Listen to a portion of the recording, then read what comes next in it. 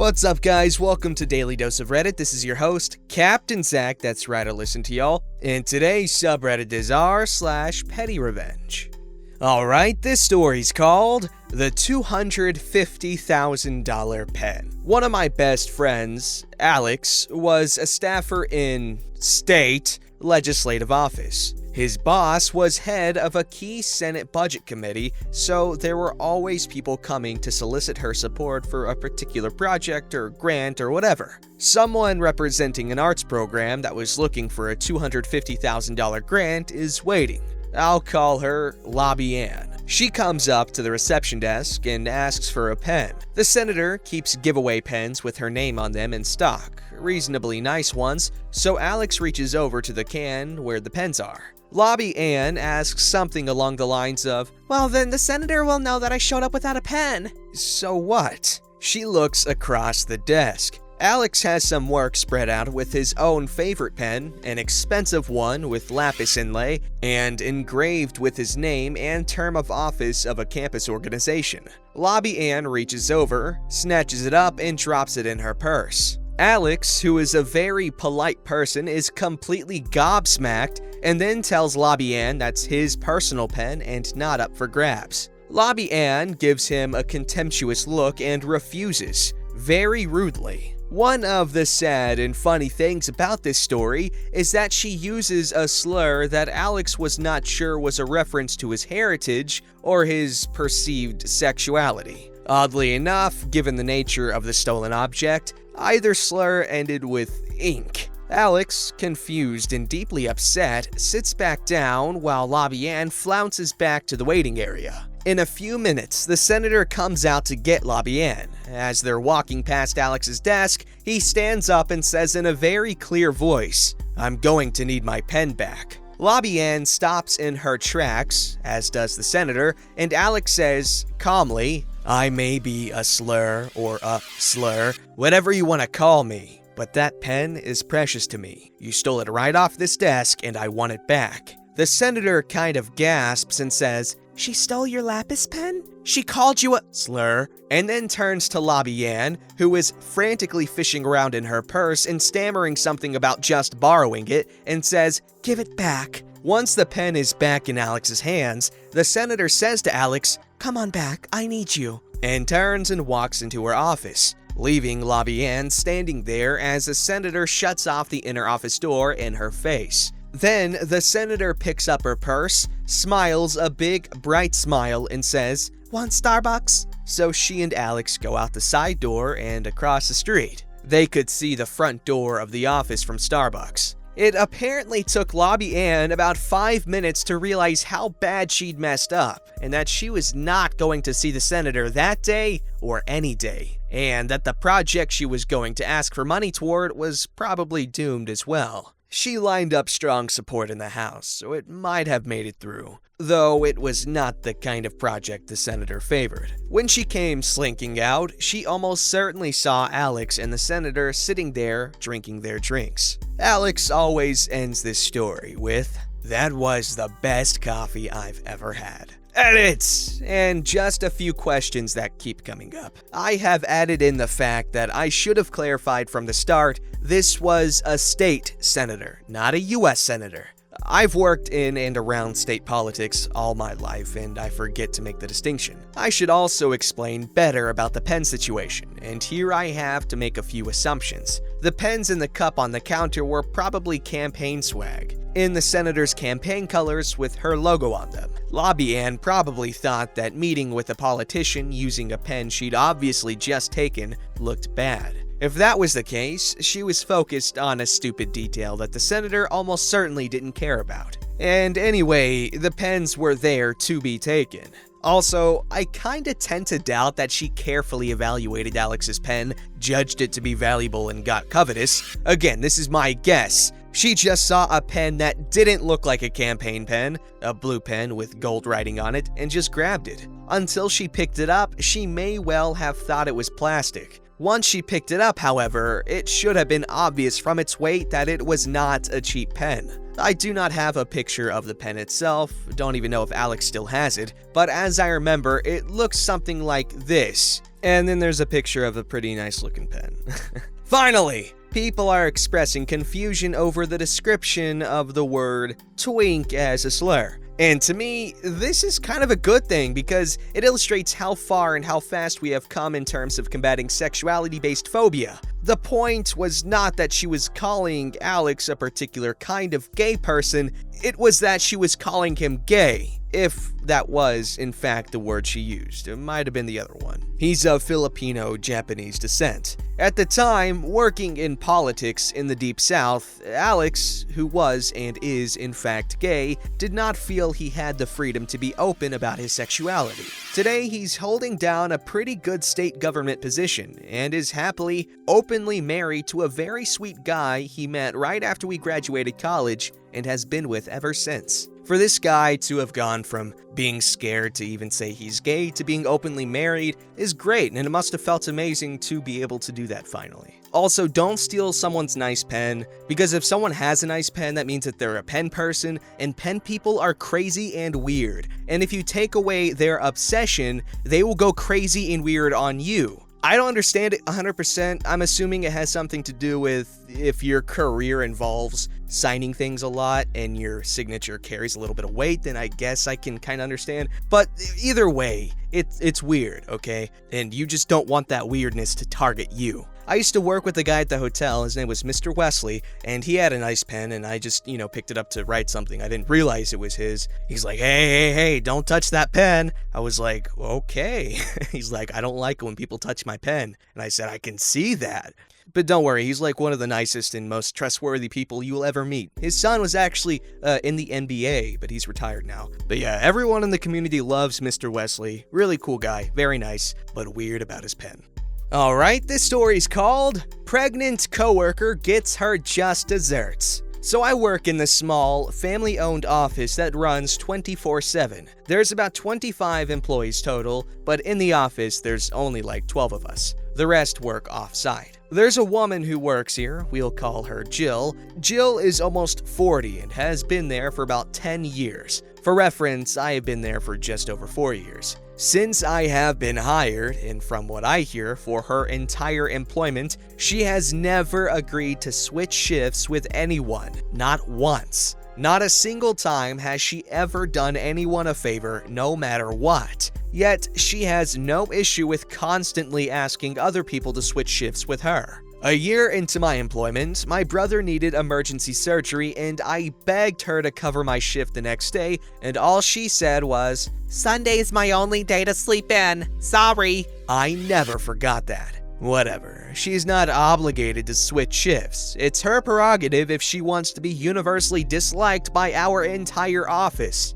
Anyway, Jill got pregnant about 7 months ago, completely accidentally, and was actually quite freaked out about it for a while. She's pretty much been nauseous her entire pregnancy and even keeps a trash can next to her desk, just in case she can't make it to the bathroom. Yesterday, she was feeling really sick, and around 12:30 p.m., she asked our boss if she could leave early. He told her she could only leave if she could get someone to agree to finish her shift. Our shifts are mainly 7 a.m. to 3 p.m., 3 to 11 p.m., and 11 to 7, with periodic split shifts thrown in as needed. I was working morning yesterday, scheduled to leave at 3, and she was scheduled until 7 p.m. The only other person who could have stayed for her had plans right after his shift, so I was her only option.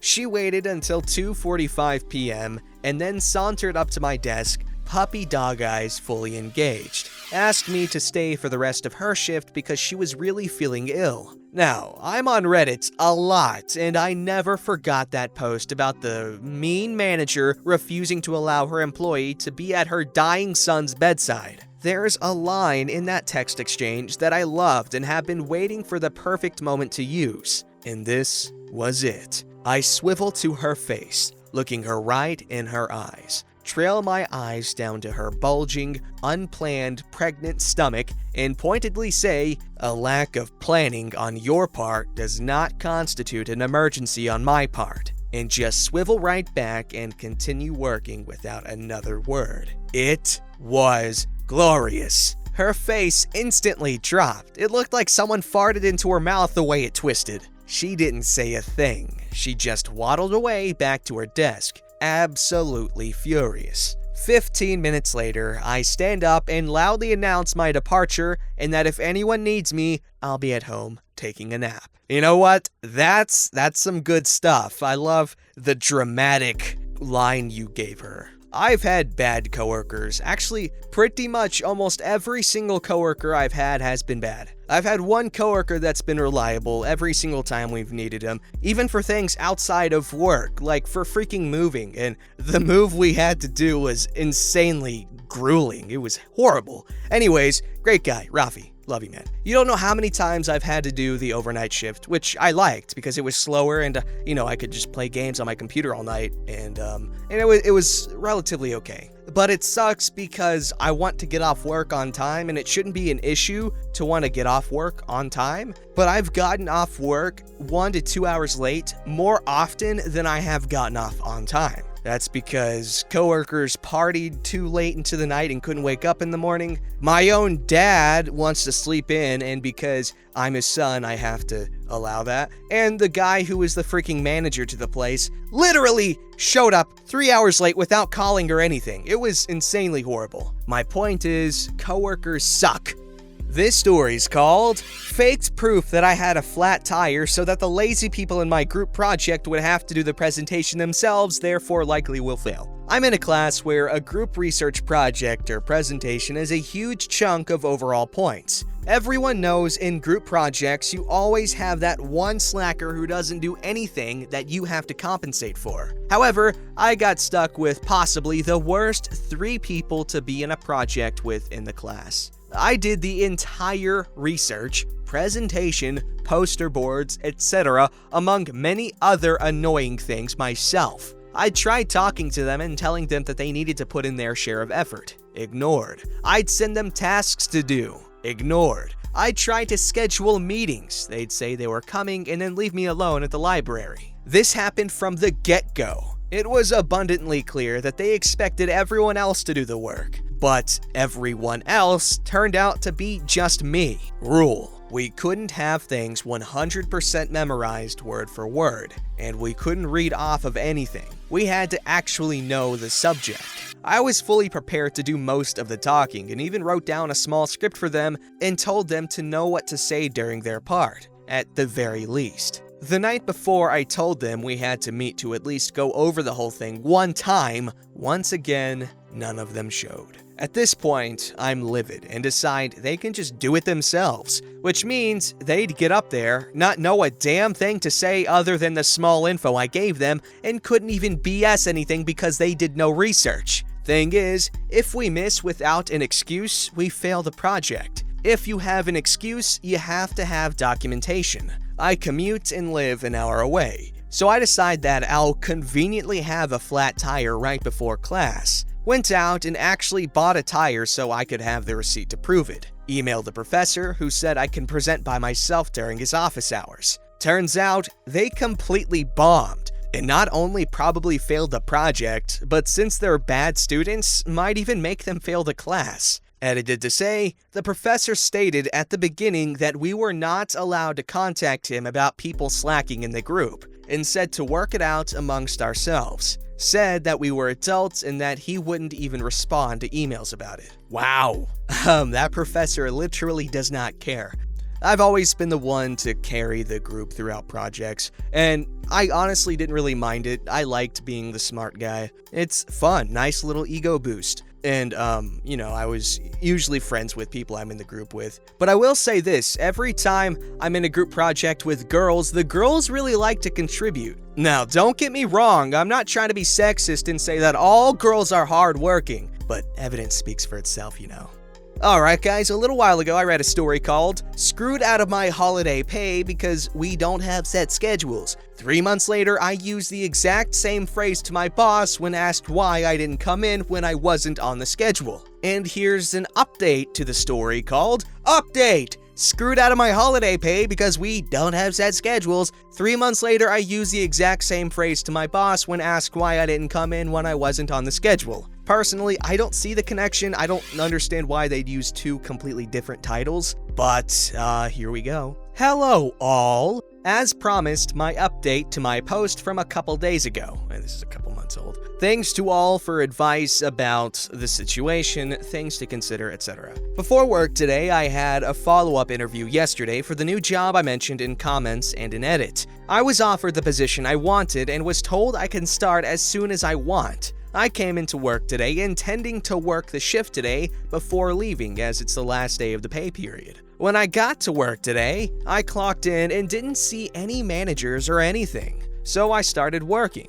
After 15 minutes or so, my boss came out and asked, "Oh, P, you really couldn't come in on Saturday?" Obviously, they knew the answer and I said no. They then asked me what I was doing that I couldn't work my usual shift. I replied that it wasn't their concern what I do on a day I'm not at work. They simply nodded quietly and walked away. About an hour later, boss came over and asked to see me for a minute. I go to their office and there is a manager. They are above me and lower than the boss, sitting in there as well. A condensed version of the discussion. Boss has a write-up and gives me a spiel about the attendance policy and said I have to get written up for a no-call, no-show. I refused to sign the write-up as I wasn't scheduled. So I can't no-call, no-show a shift I'm not scheduled for. Manager seemed a little confused. I don't think they were told that boss didn't put me on the schedule and that's why I didn't show up. So I pull the picture up of the schedule on my phone and show it to the manager, who then agrees with me that this isn't a no-call, no-show.